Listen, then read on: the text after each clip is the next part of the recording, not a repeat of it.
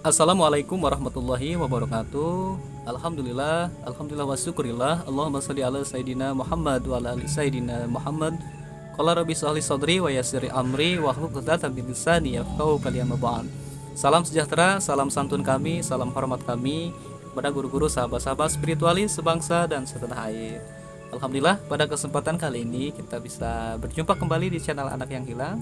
Terima kasih kepada sahabat-sahabat yang sudah mendukung, mensupport channel ini, sehingga kami selalu termotivasi untuk memberikan informasi-informasi serta edukasi terkait kemunculan Sang Kinasi Satrio Piningit. Salawat dan salam semoga terlimpahkan kepada baginda kita, panutan kita semua, Habibana wa Nabiyana Muhammad Sallallahu Alaihi Wasallam.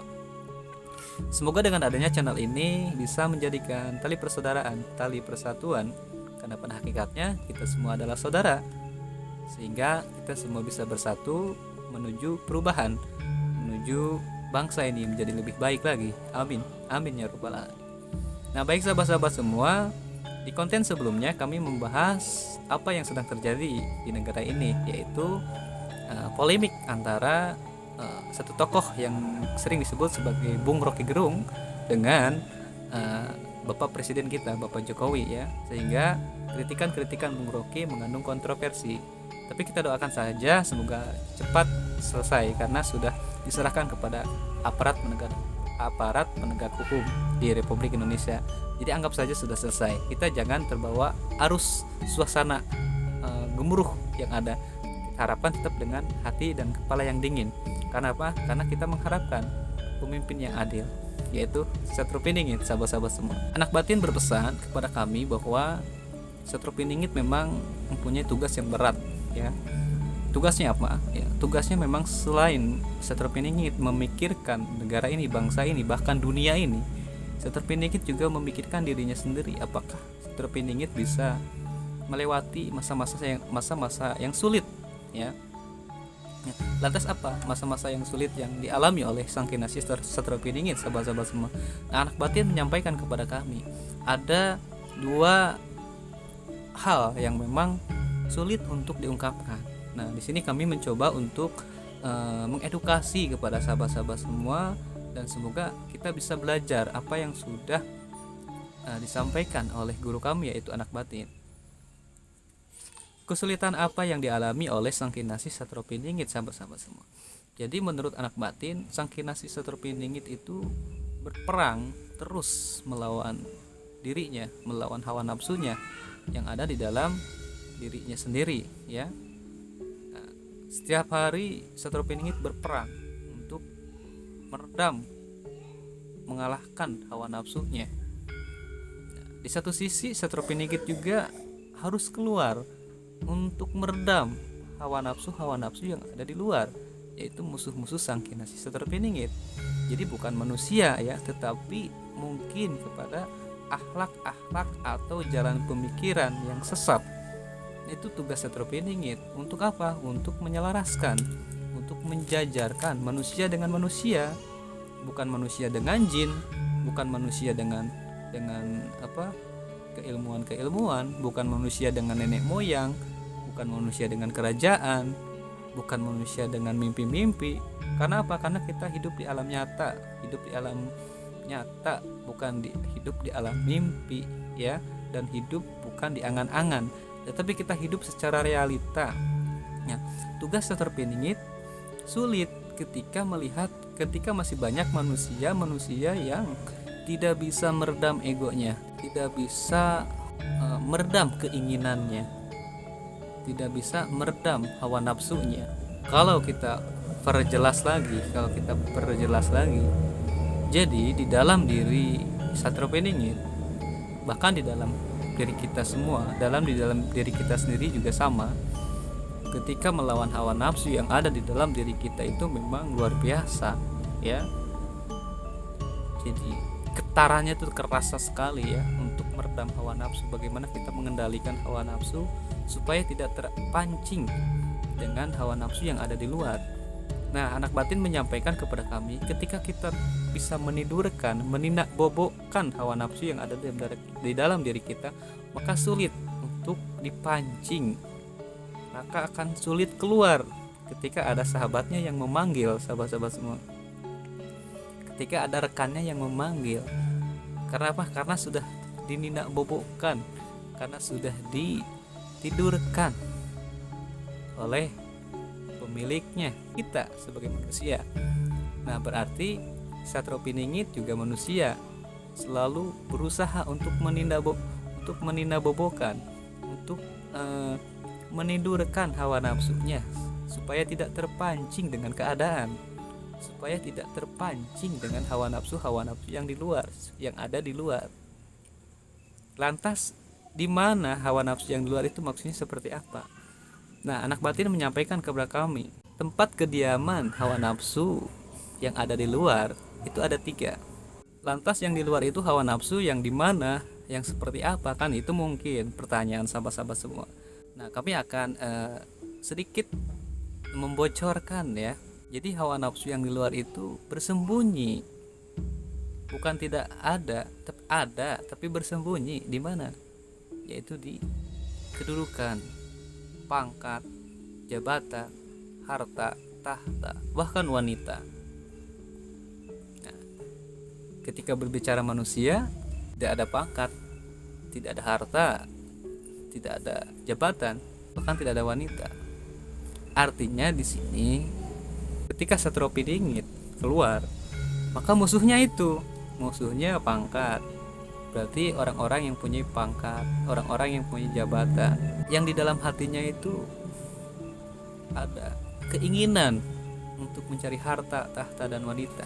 Kecuali Satropiningit bertemu dengan manusia, maka di situ akan nyambung, karena manusia dengan manusia itu pasti nyambung. Kenapa tidak nyambung manusia dengan manusia? Karena ada hawa nafsu, ada ego, merasa paling benar, merasa paling pintar, merasa paling berpengalaman, merasa paling berilmu. Nah, merasa itunya yang sulit. Nah, maka anak batin di sini mengatakan hanya manusia yang mengerti apa? Mengerti akan kesadaran, kesabaran, dan keistiqomahan. Sadar, sabar, dan istiqomah, sehingga sadar dengan keadaan, dengan kemampuan, dengan kekuatan spiritual dan intelektual, sabar menjalani apa yang harus kita lakukan untuk membangun bangsa ini, sabar menghadapi ujian cobaan, sabar menghadapi manusia-manusia yang penuh dengan ego, penuh dengan hawa nafsu, sabar melawan hawa nafsu yang ada di dalam diri kita, juga sabar melawan hawa nafsu yang ada di luar. Nah, istiqomah terus berkesinambungan, jangan berhenti sampai ajal menjemput kita, karena tidak ada batas. Untuk melatih kesadaran, kesabaran, ya harus istiqomah terus sehingga kita mati secara husnul khotimah. Nah, sahabat-sahabat semua, itulah perjuangan Satropiningit. Selain melawan hawa nafsu yang ada dalam dirinya, Satropiningit juga melawan hawa nafsu yang ada di luar. Yaitu manusia yang lupa, manusia yang tidak sadar, manusia yang tidak sabar, manusia yang tidak istiqomah.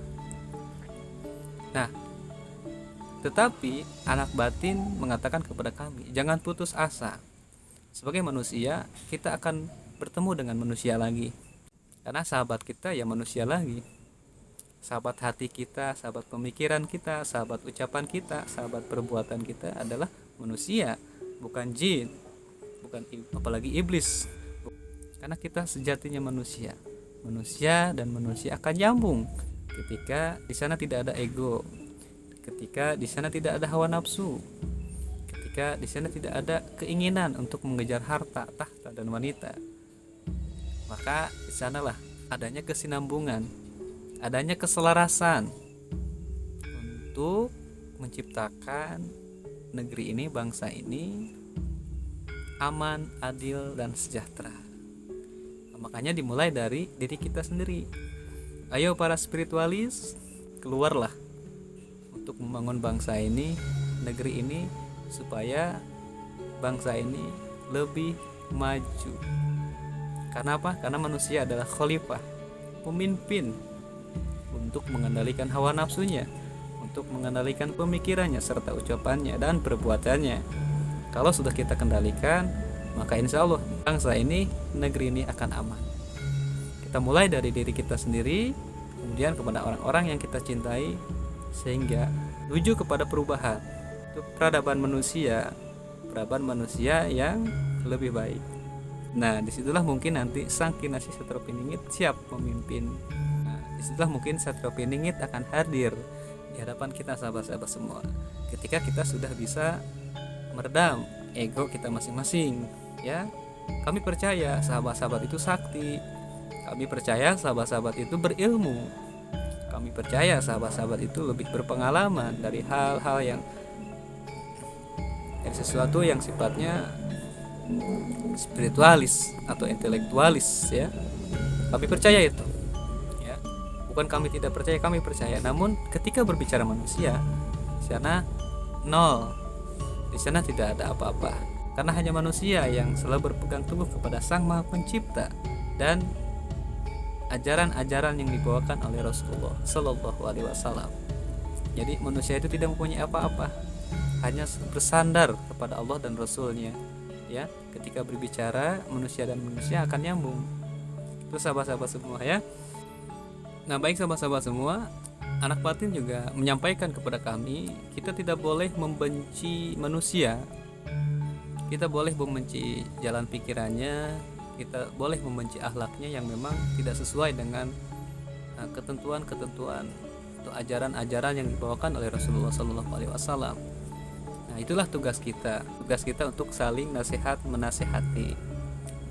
Nah, sahabat-sahabat semua, kita tidak boleh membenci manusia, ya. Kita tidak boleh membenci ciptaannya, sahabat-sahabat semua. Karena Rasulullah SAW juga betapa sayangnya kepada umatnya. Meskipun beliau dilempari kotoran, batu dan lain-lain, beliau tidak emosi karena hawa nafsu yang ada di dalam Rasulullah SAW itu sudah kalah, sudah menyerah, ya, sehingga hawa nafsu yang di luar tidak bisa memancingnya, sehingga Rasulullah SAW seolah-olah tidak mempunyai hawa nafsu. Sama sebagai manusia, Rasulullah juga mempunyai hawa nafsu, sama seperti kita semua. Nah, kita belajar supaya kita tidak terpancing oleh hawa nafsu yang ada di luar, sahabat-sahabat semua, ya. Ada satu kisah ketika Sayyidina Ali mau memenggal musuhnya pada saat itu, ya. Sayyidina Ali menyampaikan kepada musuhnya,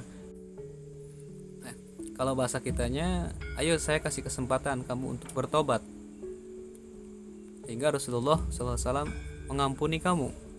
Nah, pada saat itu pedangnya sudah ada di atas untuk memenggal musuhnya, namun malah meludahi Sayyidina Ali.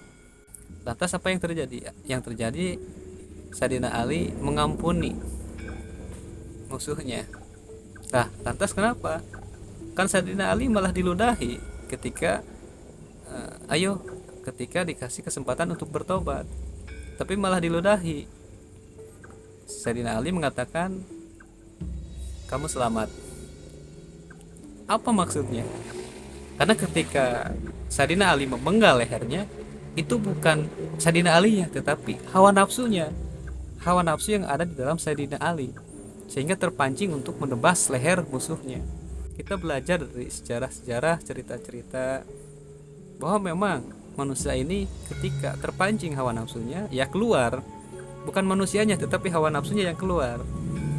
Kalau bahasa kitanya korit, ya sahabat-sahabat semua, ayo kita sama-sama belajar dari sejarah-sejarah perjuangan Rasulullah, para wali Allah, para kekasih Allah. Kita belajar nafaktilas, semoga kita bisa menjadi manusia yang selalu mencintai dan dicintai oleh Rasulullah SAW. Nah, itu saja mungkin sahabat-sahabat semua di pembahasan kali ini. Mohon maaf jika ada tutur kata kami yang kurang berkenan. Jika ada kritik dan saran, silahkan berkomentar di bawah. Kami akan belajar dari sahabat-sahabat semua. Kami anggap semua sama, semua saudara.